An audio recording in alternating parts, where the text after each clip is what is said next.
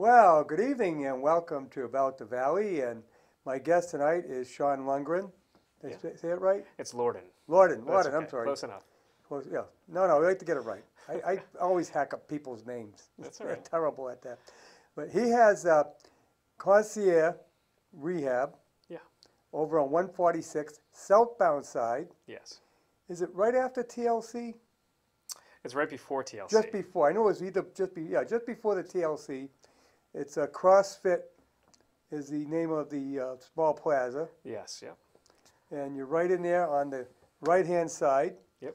And I'll tell you, here's a picture of this is what it looks like in there. Beautiful facility. Yeah. Thank you, Harry. I appreciate And it. rehab is a big thing now, it's a good thing. Hmm? Get people off the pills, get off the pain pills, cure the problem. Right. All pills do is cover it up. Right. And covering it up isn't going to cure it. Right. So at Concierge, sort of our motto is, really offering the best healthcare product on the market. So to us, that means spending, individual 60-minute treatments with everybody who comes in the door, and really trying to find the root cause of the problem. Right. So for instance, let's say you came in and your back hurt. I really want to find out why. Is it because your ankle is, lacking mobility, or your knee is lacking mobility, your hip is lacking mobility? That could be the root cause of the problem, and your back pain is simply just a symptom of that. Yeah, so you're treating a back pain, and it's actually being caused somewhere else. Right, exactly. So, luckily, and, it's by vision, by, what I've created is, we've got the time, and I've made it clear to my staff to take as much time as they need to get it right and, to fix people's problems, get the root cause. Right. You're there not to take care of them for the next 10 years, but to Right. cure them and get them out of there. Right, exactly. So, and we like to kind of look at ourselves as sort of a, an easy doctoral healthcare liaison. And by that I mean, we're really the primary cares of musculoskeletal medicine.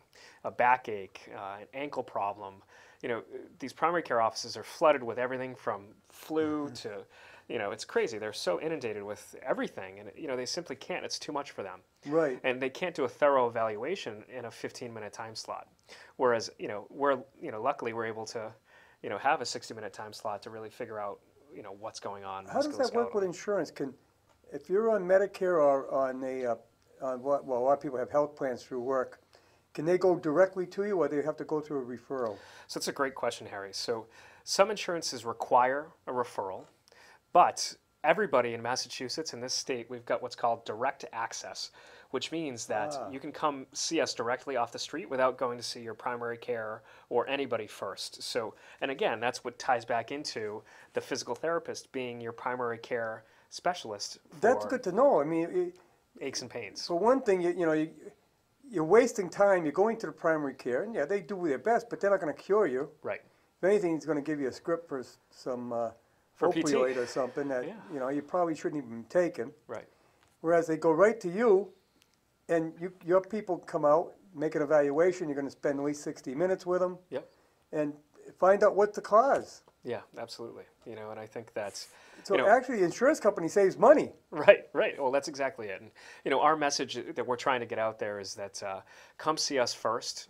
And if there's any like God forbid, if there's a red flag or something that we need to send off, or we think you need imaging, if there's a fracture or something, then we'll send that off. Right. And that's where it's a great relationship between us and the primary care doctors, because I can refer out the things that I can't necessarily fix right away. So and it clears up their plate for the things that are more tailored to the primary care world. Massachusetts law mandates that the insurance companies have to let them go to you then.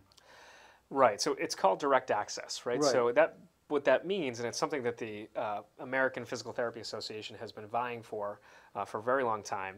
Back really since probably the 70s and 80s, and it's come to fruition in the early 2000s. And it just simply means that you can come see me off the street and you don't need a script to come see me. Right. Now, that being said, there are insurance companies that require that as part of just the payment, reimbursement and all of that stuff. But, it's still very simple to come and, see your physical therapist first. And what we do at Concierge is we take care of all of that for you. So if you need a referral, something like that, our front office staff has a relationship with a lot of, all the offices around, and we just call and simply secure the referral because the primary care world is really recognizes physical therapists as the experts yeah. in musculoskeletal care. They're beginning to recognize chiropractic too now, which for years there was a little conflict there. Yeah. I mean, I remember when you couldn't do chiropractic in Massachusetts. Yeah, no, chiropractic is excellent, for the right population and need. And, we've worked hand in hand with, a couple, South County is great, and, a couple different chiropractic. Now, I know that you don't just offer rehab, you massage. Yeah, we do massage, we do dry needling, which is our version of acupuncture. It's a Western version of acupuncture. And so acupuncture goes along meridians and sort of what they do is they try to restore chi. And, in my best, I'm not an acupuncturist, but, that's sort of their shtick, so to speak, is that they're restoring flow throughout your body. Right, the energy flow. The energy flow. And, Eastern medicine has been around for thousands and thousands, if not longer than that, thousands of years. So for a couple of millennia. Right. So for us to ignore that in the Western world is, it just doesn't make sense. So the Western spin, and what we call it, is dry needling, right? And so there's a little bit more, science behind, in modern science, what we call level 5 evidence or, meta-analysis around the dry needling. And what it does is I go into a trigger point. So what I do is I palpate a trigger point. I take the needle, I go into the trigger point, and I twist it. And what happens is that needle stretches out the muscle fibers inside of the muscle to create more length. Because what happens is a lot of these tendinopathy problems, or you call it tendonitis, shoulder tendonitis, elbow, ankle tendonitis, things like this. Quite common. It's caused, and what do most people say? They say to stretch, right? So what does stretching do? So if I've got a trigger point right there, and I stretch, all that's happening is I'm stretching one side of that trigger point and the other side of that trigger point. I'm doing nothing to maneuver that density, that collagenous density of tissue. So when I take a needle or my hands and I go in and I loosen up that tissue, it's now more, to use Tom Brady's words, pliable, right? So it's got more malleability. So now that's something I can work with, right? So the analogy that I give in my clinic is, your muscle looks like this. How can I strengthen it if it's stuck here? I need to bring it down here, and then I can strengthen it through its full range of motion, right? And then we restore health, right? Because when your muscles are stuck up here, like 90% of us when we're sitting at our desks and during our workday, or sitting in the car, with our necks craned out. Yeah, and in your car, what's more stressful than driving around these days? Right. So my advice is don't drive like you're in a snowstorm in the middle of the summer, right? So what does everybody do? Their head is never on the back of the headrest. It's always craned out looking like this. That's not good for your neck long term, because what it does is it causes, shoulder well, I pain think and they kind of go forward because they're trying to get there quicker. Right, yeah, exactly.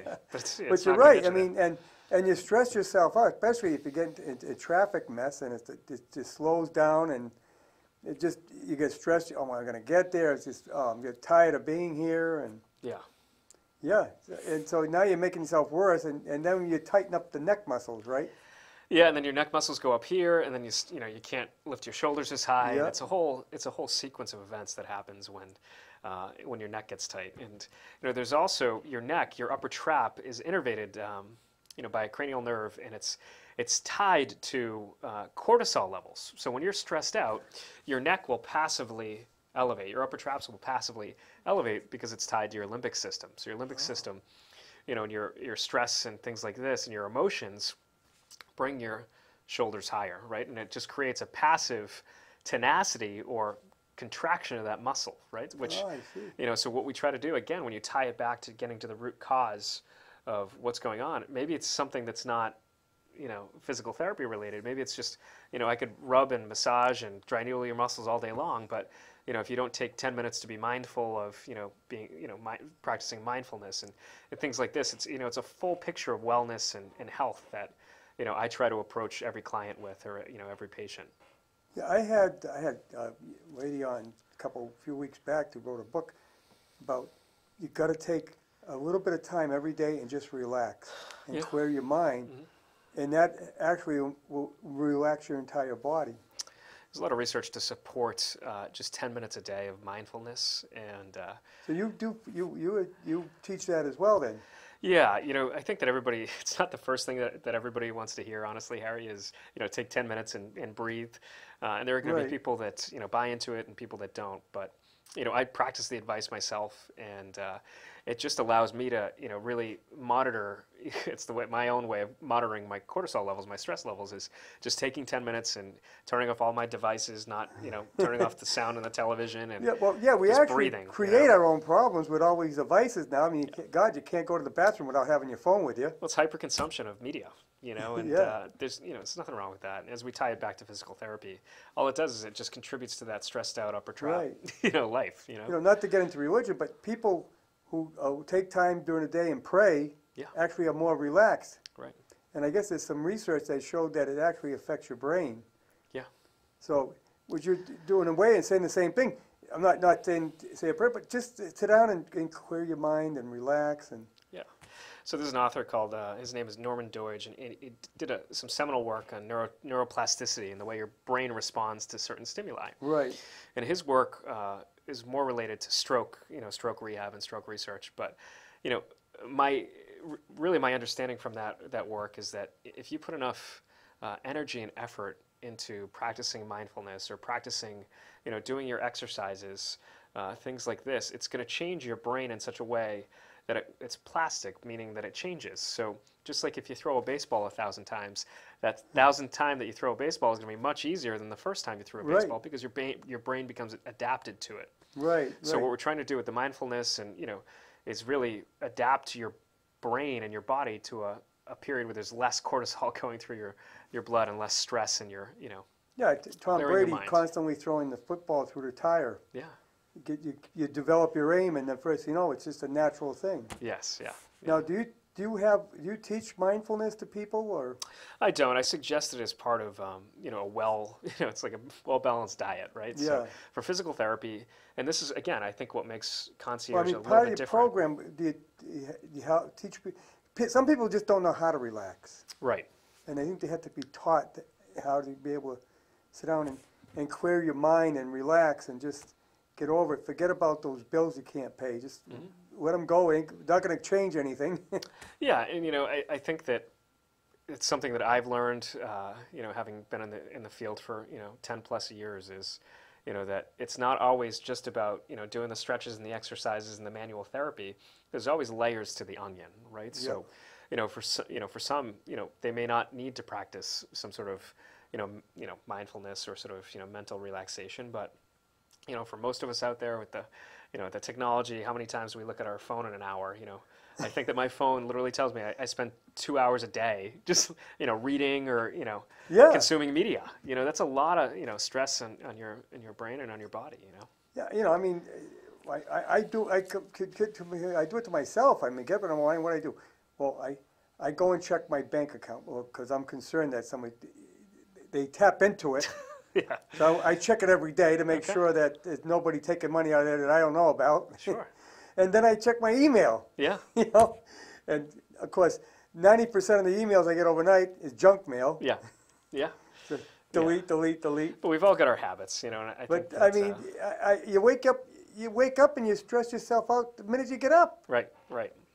Yeah, so, I think that, and what I try to develop with my patients is just, creating habits. So what I suggest, let's say you had a shoulder pain or a back pain, and, you come in and I say, Harry, you got to do these 3 exercises, and I say, let's do them every day. But what I do is I go a step further and I say, Harry, you got to do these exercises first thing when you wake up in the morning, because your spine is a little bit more aqueous, meaning that it's got more water in it, so you're going to be a little bit taller in the morning.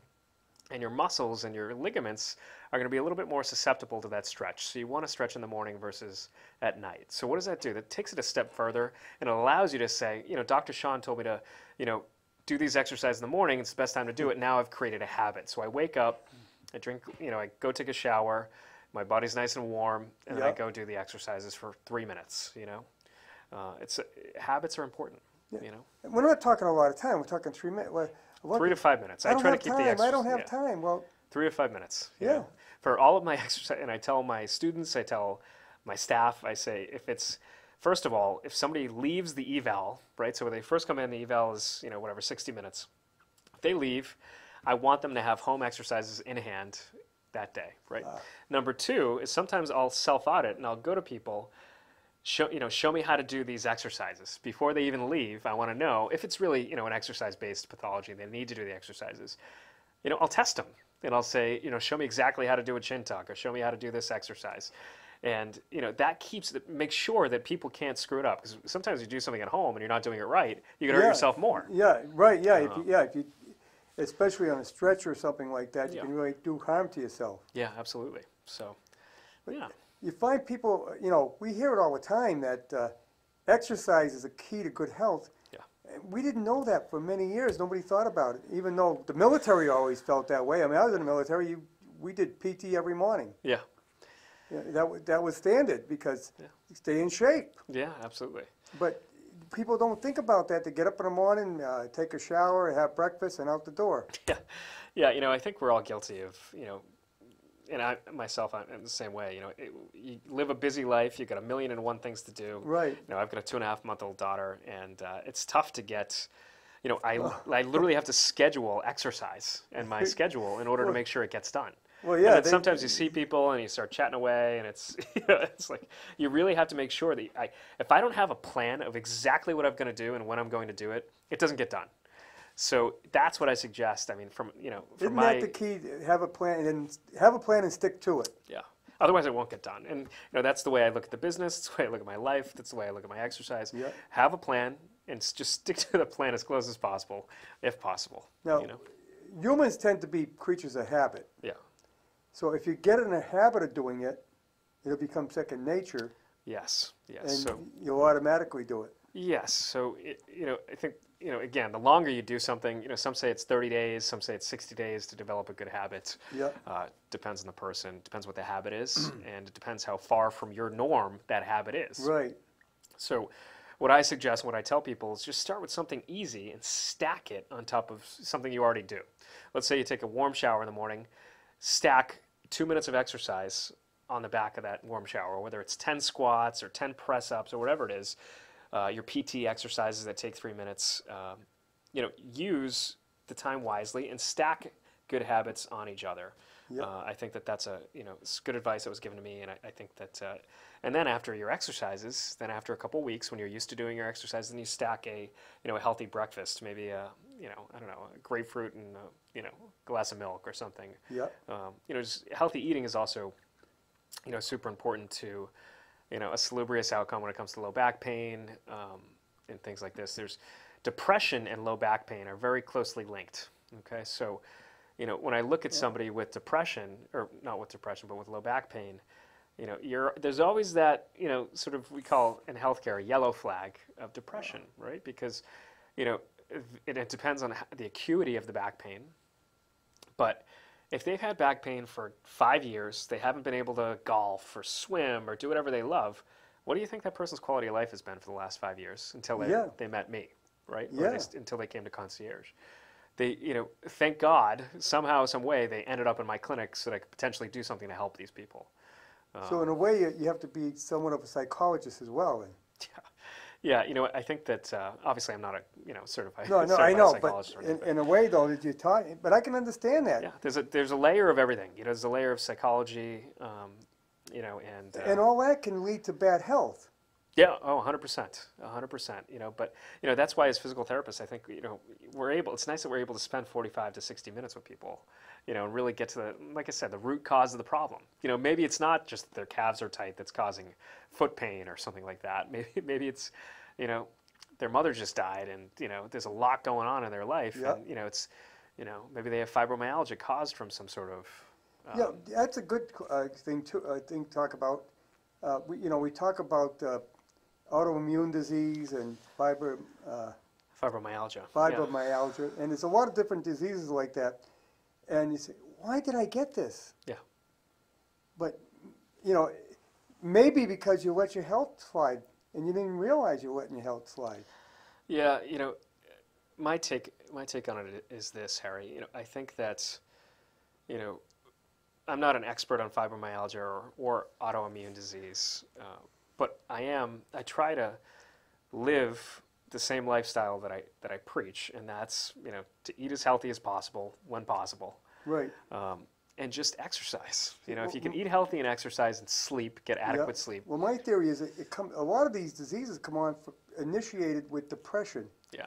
With something tragic happening in your life, Mm-hmm. and from that, you let your body go down for some reason, psychologically. Right. And it can bring it on. I mean, I don't wish anything like cancer or anything on anybody, but I think a lot of diseases that we do have, even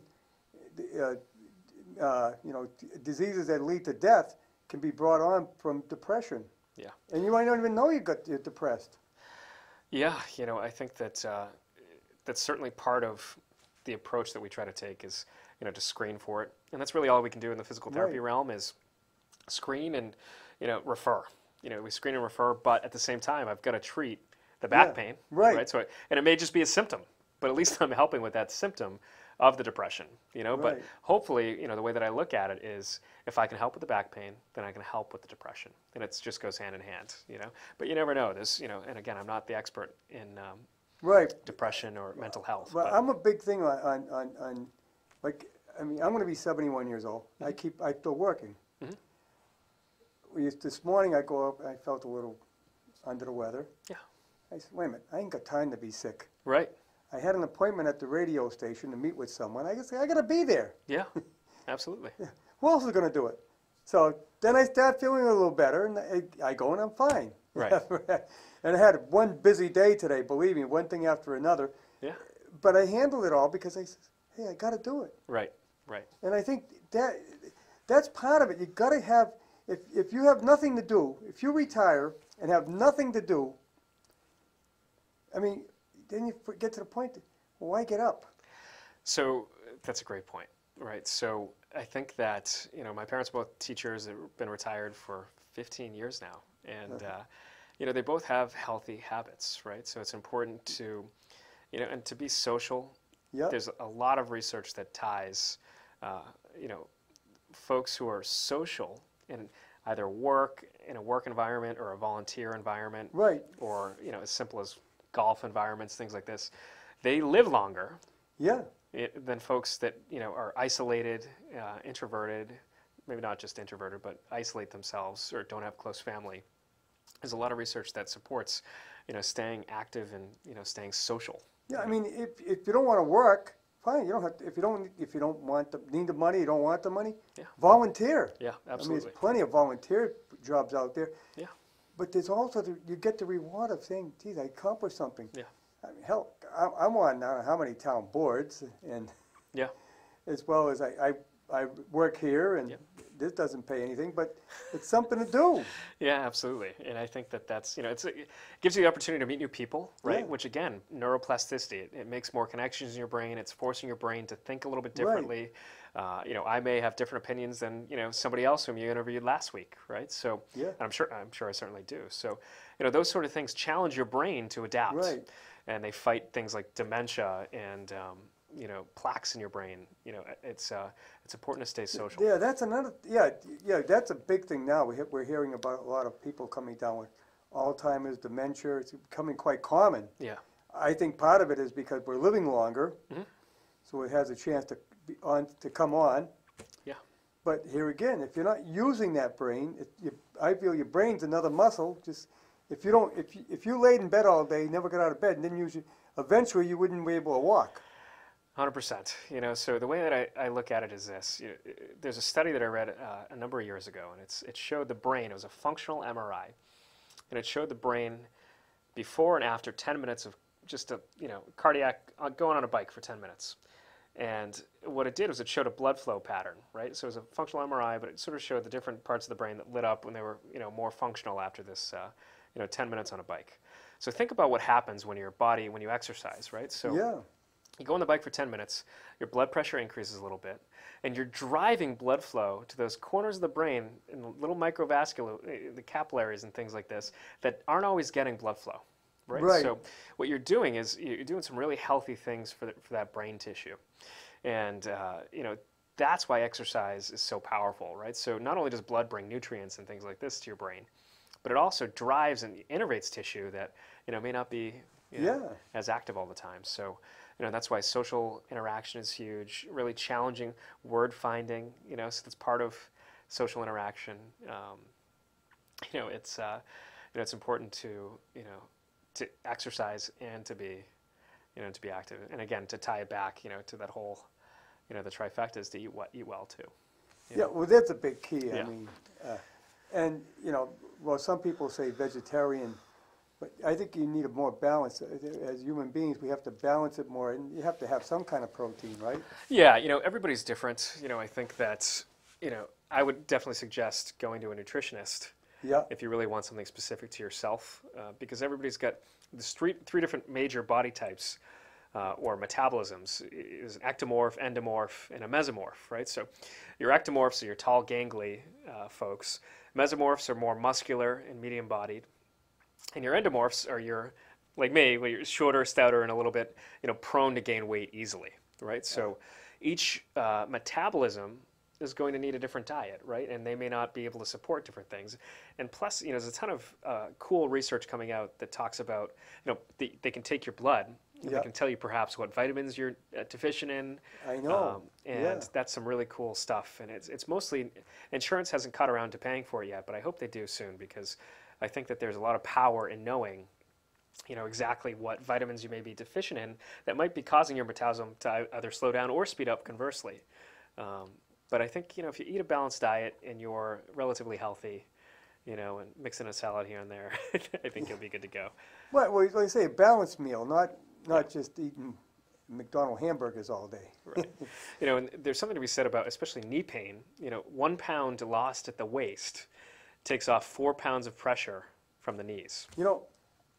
It's been a number of years I had problems with my knees, and I got arthritis. And my doctor said, well, you're going to probably have to have new knees put in. I said, no, I don't want an operation. Well, at the time, I weighed, I'm going to say, probably close to 50 pounds more than what I weigh now. Sure. One thing I did is I started eating less, eating more reasonably, and eating better, and I lost the weight. Yeah. I was very heavy. Good. And same with when I found out I was diabetic, which seems to be out of control now. Everybody I talk to is diabetic, for crying out loud. So you used to be diabetic and now you're not? No, I still am, but I'm not that bad. I'm not on insulin. Okay. And Type 1 or type 2?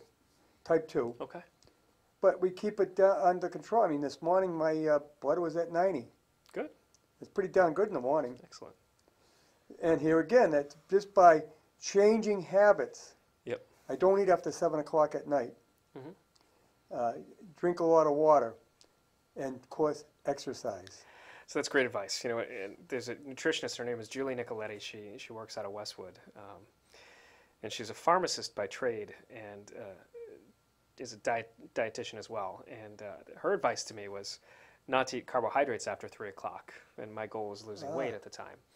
And also to eat after 5 o'clock at night, not to eat a heavy dinner and to just drink a shake. Yeah. Because that'll allow my body to digest, then I can sleep better overnight because your body isn't digesting all of the, the heavy foods. Yeah, you don't want your body to be weighted down. Right. It's like people after Thanksgiving dinner go down and lay on a couch. It's the worst thing you can do. Yeah, the best thing you can do is go take a walk, right, around the Exactly. neighborhood or something. Wear it out a little bit. But who wants to do that? I want to just go take a nap and burn watch off football. some of those carbs. Yeah. No, that's good. That's good advice. Yeah. Yeah, I mean, I say like what I'm getting at is there's so many other ways of curing yourself other than going right to the medicine cabinet. Right. Yeah, I think that.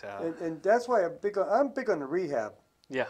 I think people need to turn to that more often when they have pain than not.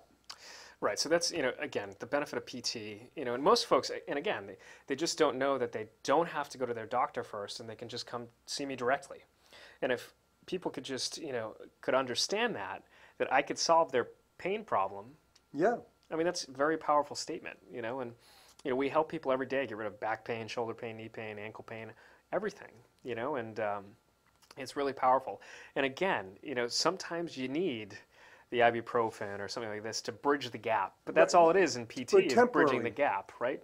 Because if you need it any longer than that, then there's something else going on, right? Or we need a cortisone shot or something. It needs to be medically managed, right? So, and again, I mean, most people think about, even I do it myself. If my shoulder hurts, I know what exercises to do, so maybe that's, maybe not the best body part, but most people say, oh, let it just hang out, let it, for a couple of weeks, we'll see if it gets better or not. No, I mean, you need to see me, especially for your low back. If you can see me within 2 weeks, the outcomes are a lot better if you have low back pain and you see a physical therapist within, I think it's 16 days. Your outcomes will be 10x what an outcome will be if you wait longer than 16 days. Because if you can get to me before that 16 days, then I can manipulate your spine, I can do things. Before it gets too far out of whack. Before the inflammatory pattern starts to cascade. So the brain is a very powerful thing, right? So especially as it connects to your low back. Low back is by far the most prevalent issue that we see in the clinic. Well, that's the #1 complaint by people is lower back pain, right? Right, so 80% of Americans will get low back pain throughout the course of their life. And it's 3 in 10 people, so about 30% of people this year will have low back pain for the first time. And, we are uniquely situated to fix that problem. And I think a lot of people think chiropractic, and, I think chiropractic is great as well, but their model doesn't support the exercise, right? So their model is more, come in, we'll fix the the alignment issues, which... Well, they're working with your skeletal. We are too. But you're working with skeletal and muscle. Yeah. And there are things that I will refer to a chiropractor, and things that like Tony down the street at South County will refer back to me. That are just maybe outside of my realm of knowledge and scope, and maybe outside of his. And I think we work really well together. And Tony's at South County Chiropractic, and he's excellent. He, it's a very symbiotic relationship. And I think that a lot of PTs look at chiropractors as, as competition, but really we're just trying to help the same population. Right. We work together. We're trying to create a salubrious outcome for for everybody. Right. And again, that's my mission at Concierge PT is just to help people, right? And to get that word out so we can help more people. I go to chiropractor once a month. I've been doing it for years, but it started out about 15 years ago. I had a very bad nerve problem in my neck. My primary care sent me to a neurologist. I don't know if you know him, Dr. Cares. And he comes out and he says, well, I got good news and bad news. And I said, well, he says, well, the good news is I'm not going to operate on you. And the bad news is I can't do anything for you. Okay. Because of where it's located, he said, if I try anything, I could make it worse. You may be paralyzed. Okay. So I said, what do I do? He said, well, try a chiropractor. Okay, good. And we sent all the MRI information to my chiropractor. I go down to on Providence Road, and he took a look at everything, and he says, I can help you. Good. And I was in so much pain, I had to sleep in a recliner. Yeah. Oh, it's unbelievable. Within a couple of days, it was all right. Yeah. It's amazing, isn't it? Yeah. It's very powerful stuff. And if only more people knew that they didn't have to live with the type of pain that they're living with, or rely on I went through the primary care, had to wait to get to see the neurologist. Right. None of that with PT. Come right to me, call me, yeah, pitch in. now, and if I can't fix you, I'll send you somewhere else. I'm trying to get out to people that are watching. Yeah. Is to go see you right away. Yeah.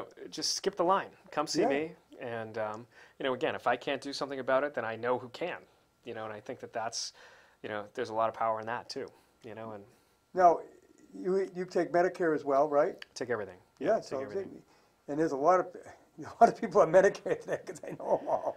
Yeah. So in Medicare, we work closely with the primary cares, and we'll send our plan of care over to their physicians, and they sign off on it. For Medicare, do you need to see the primary first? You don't. Okay. So what we do though with folks is we make sure most Medicare patients have a pretty close relationship with their primary cares. And we have a good relationship with a lot of primary care doctors. And so what we do is we send over our plan of care along with a follow-up phone call and say, hey, listen, we're seeing Joe Smith for back pain. We just emailed you or faxed you over the script. If you could just read through the plan of care, sign off on it, then we're all on the same page and we're all good. Yeah. We're all, really, we're just all employees of the patient. Right, That's the way I look at it. I tell my staff the same thing. I say, we are working for the patient. And our job is to offer, an experience like none other every single time. A Ritz-Carlton-like experience. You come into my clinic, it smells nice, it looks nice. Everybody, we just go above and beyond to offer exceptional customer service. Extremely clean. Yeah. Everything looks brand new. It is. Yeah. It is. Yeah. Yeah. So, and now your staff, you don't have just people off the street. You've got all well-trained. Yeah, so they're all specialists, doctors of PT. Yeah. So we've got Sam, Gina, and we've got Cheryl, who's joining us next week, and she's going to be excellent. She's got 30 years of experience in physical therapy, Wow. BU grad, and yeah, so it's a really exciting and time. with a staff like you have, you're not going to go in there and say, "Well, you have to come back in about 2 weeks. We're just booked solid," right? Right. So again, I've created the models such that we've got enough staff to be able to support a 24 to 48 hour appointment. Yeah. So if you're in pain, my job is to get you out of pain. Yeah, you don't want to. If I don't have an appointment slot for you, I've got to create one. Yeah. So what I did was I've got the staff to support it. So we get people in 24 to 48 hours, and even sooner. A lot of same day appointments, whatever we can to get people out of pain. Yeah. And before you go to surgery, before you let them get under the knife, geez, try another way. Oh God, I mean, for low back pain especially, the outcomes. I mean, ugh. You don't want to have surgery if you've got low back pain because, especially if it's just stenosis or like a disc herniation doesn't have frank neurological symptoms like numbness and tingling or foot drop or something like that. You want to go see a PT because at 5 years, right? So if you had surgery and I didn't, after 5 years, our outcome is going to be no different if you had PT or not, right? Or PT or surgery, right? Right. So you had a laminectomy, which means they just cleaned up your spine and basically a scope, cleaned up the lamina, basically created more space for the nerves. And I had PT. I'm going to be just as good as you are after 5 years. The outcomes are the same. And you didn't go through that chance of an operation. Surgery, operation, you never know what can go wrong in an operation. Right. I always say, when you go under the knife, anything can happen. Yeah. So I've seen some things. And then again, when the worst too is a fusion, right? So you have a spinal fusion, and then what happens is you fuse. Let's say it's L4, L5 in the spine, which is the lower spine.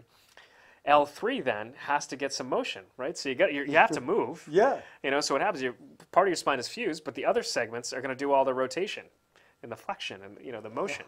So then those segments end up getting hypermobile, what we call hypermobile, and they do all the work of the segment that's fused, and then those segments become They become inflamed, right? Toxic, right? Yeah. Or it's not good. So, but that's why you come see us. We give you a plan, just like anything else. Yeah. And a plan for success. See, that's always like my knees. I've had the doctors. They've done X-rays and say, "Oh my God, how can you be walking?" Right. I said, "Well, I did. I'm going. I keep moving them. I ride my stationary bike."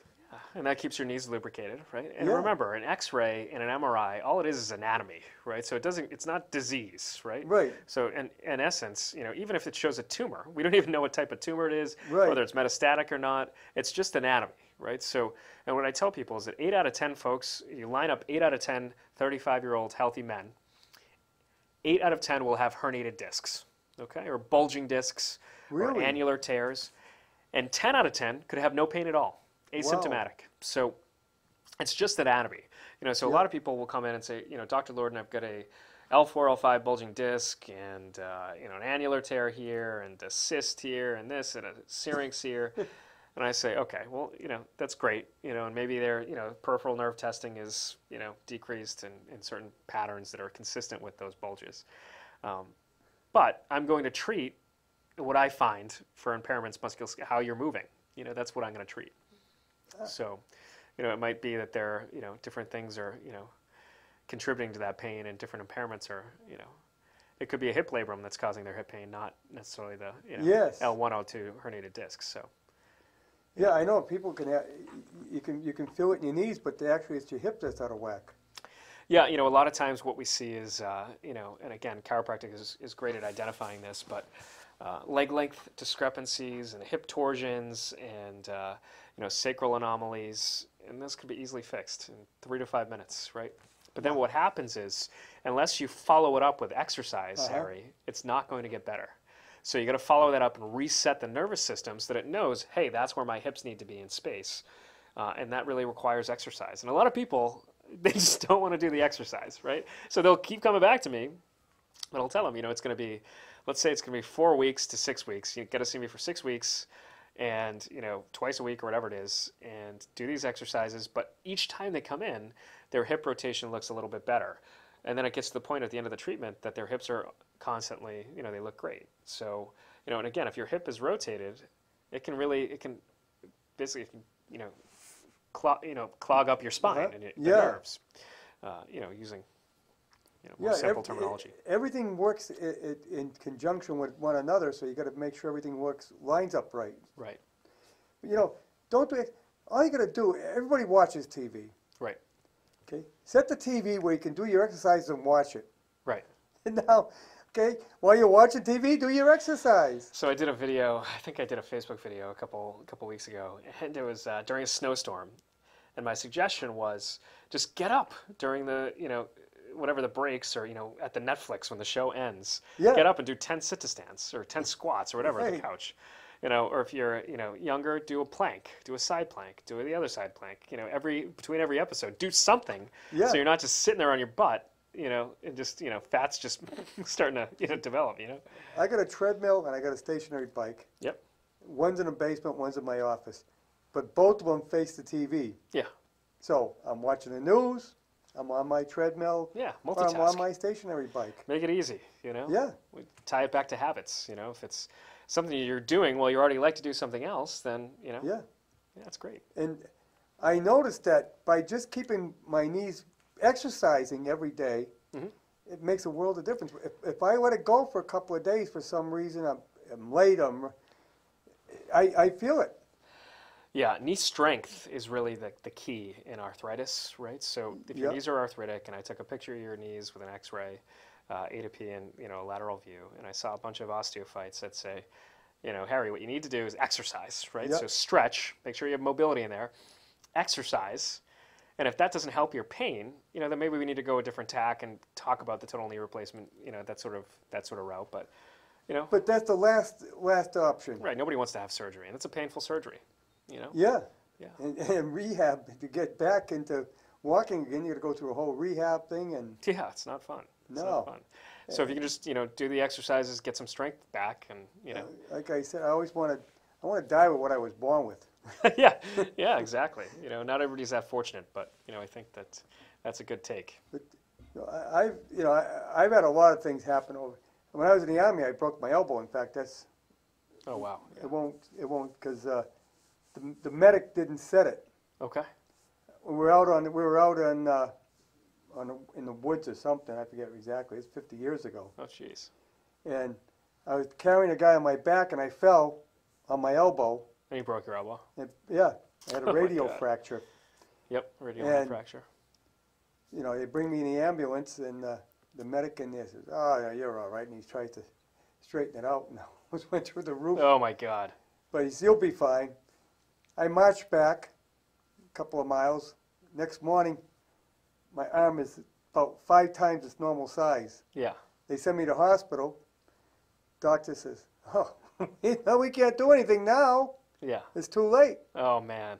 So I was without a right arm for a while. Oh, jeez. But what saved me was the doctor gave me rehab, Okay. lifting exercises. Yep. And now I have full use. The only thing I can't do is I can't touch my shoulders. Right, full bends, yeah. Yeah, and you can push it and it won't go. Right. But there's no pain. Right. So now there's bony changes in there, right? So Yeah. Yeah, so unfortunately, there's nothing you can do now. No. I could probably I've maybe had get a couple more degrees out of there, but it's been over that's 50 years now, so I mean. It might be what it is. Yeah, but, I'm used to it, but. Yeah, I mean, again, it's you tie it back to the importance of early intervention. Yeah. Right. So that's what I was getting at. If you had to do it right the first time. Right. In early intervention. Right. But and what about I think one of the biggest problems people have is they buy the wrong fitting shoes. So, great topic, right? So yeah, that's what I want to get. I'm trying to get all these things with you. So we fit custom orthotics at the clinic, and we work with a lot of folks that have jobs where they're machinists or even teachers that are standing Yeah. on carpets that are there's cement right underneath the carpets all day. Yeah, cement's the worst thing, right? Right. So if these people go from their jobs as a machinist or as a teacher, and then they want to go run a 5K or they want to be active, you know, and there's a bunch of different foot or feet profiles, right? So if that foot is hypermobile, there's a lot of flexibility in that foot, and it's causing symptoms up the chain, knee pain on the inside Yeah. of the knee, shin splints, right? Plantar fasciitis, all the hot topics. Bunions, right? Yeah. A bunion is when your toe sticks out a little bit. An insert in the foot after a proper foot assessment to determine which type of orthotic would be best is, it's a great, easy add-on. It's something you don't have to do. You don't have to do any exercises. It's just easy. You slide it in your shoe and you feel better. There's really nothing like it. It's sort of a quick fix. And you set them up there? So I cast them myself Uh-huh. because I'm, crazy about it. I need to make sure that it's perfect. There's a bunch of different ways that you can cast an orthotic, but I like to do it. I have people lie on their stomach, and I do it with an old-fashioned plaster of Paris Yeah. cast. And I just make sure that the foot is set exactly right, and pick up what we call a forefoot varus, just so that it's really it's well done, right? Yeah. There's different ways to do it, but I was taught that you don't outsource that sort of activity to a tech. I want to do that myself.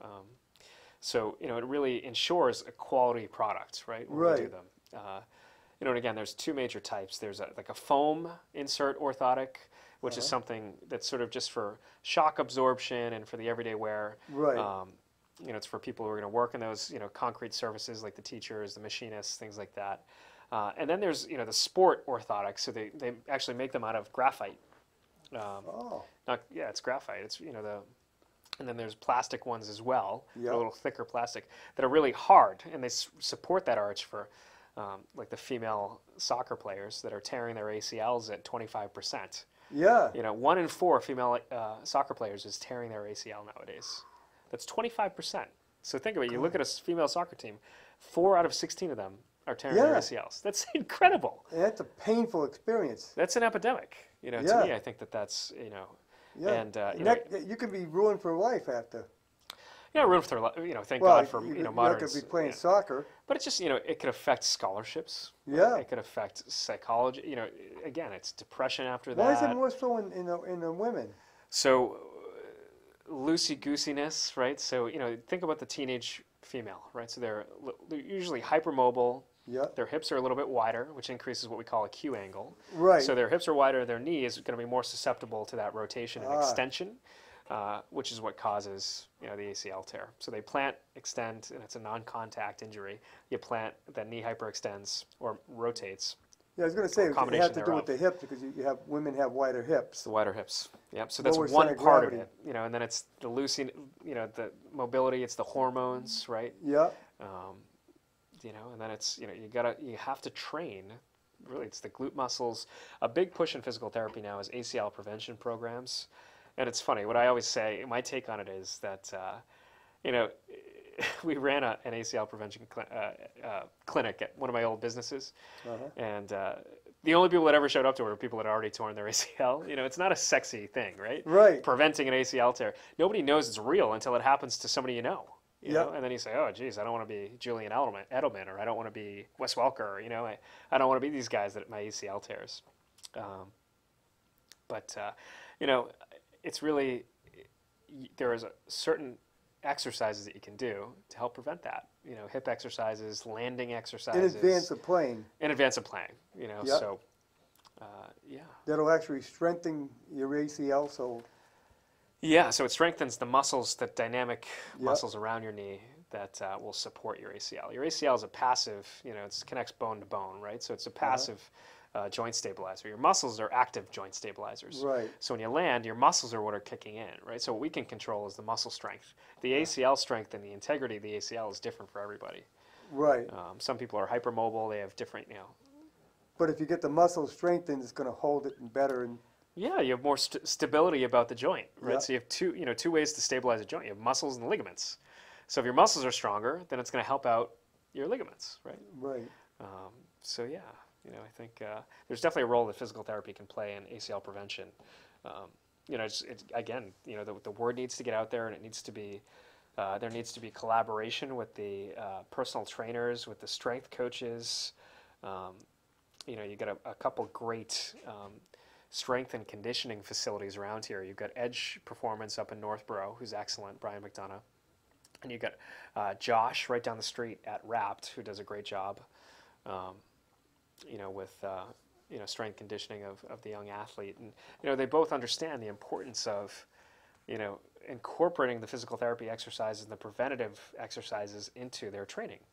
And then they have me on call to say, Sean, I'm having trouble with, Jane Smith or Jane Doe, and, I need you to come help me out with this and, get your eyes on. You work with schools at all on this? Yeah, so it's funny that we're actually reaching out to, I believe we're actually taking a marketing intern from Sutton High, and we're going to do something in conjunction with their athletic department. So it's going to be tied into prevention and screening for injury. It's for athletes' safety, and another big thing now is concussions, right? So that's the hot button topic. Yeah, with the football players, yeah. With football players, but really with soccer too, right? Lacrosse. Yeah, think about it. Anything where you're throwing a ball. They're susceptible as well. Yeah, Yes. especially soccer players are playing the ball off their heads, right? Right. So there's just a ton of new research coming out with concussion therapy and physical therapy's role in concussion management, right? And schools are doing a much better job now to test, pre-test, and then post-test after a brain infarct or something that happens with a child's brain. If there's even a thought that a concussion had happened, they go in and get this test to make sure that they're performing at an optimal level. And if they're not, they can't participate in sport. And then they come see me for for training, vestibular training, and adaptation exercises. We got a little bit of time. Yeah. I want to get into your educational background. You're pretty much compatible to what a doctor goes through, a medical doctor, right? Yeah, so Northeastern does a great job with an accelerated doctorate in physical therapy, and I speak highly of their program because they do an excellent job.